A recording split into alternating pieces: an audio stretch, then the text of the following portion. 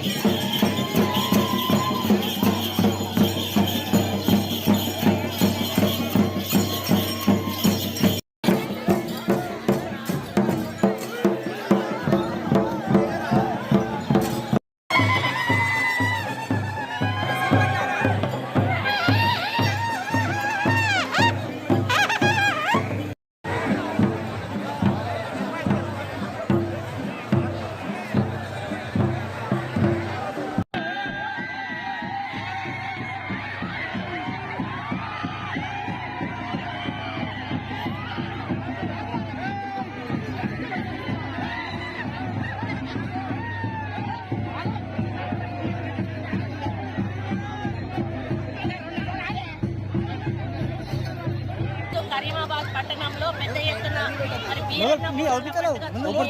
పండుగ నాడు చాలా సంతోషంగా ఉంది.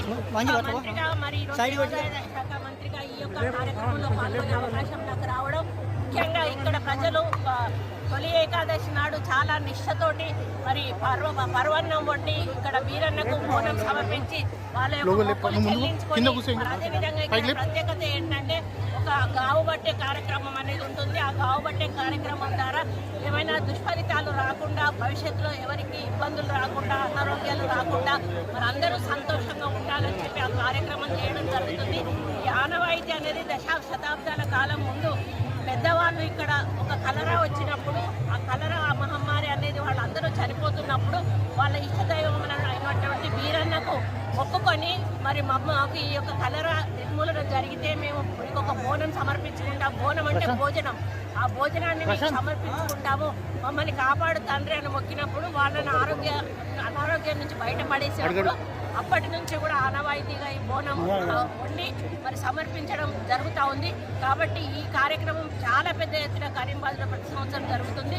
ఈసారి కూడా ఈ కార్యక్రమం జరుగుతున్న సందర్భంలో నేను రావడం జరిగింది.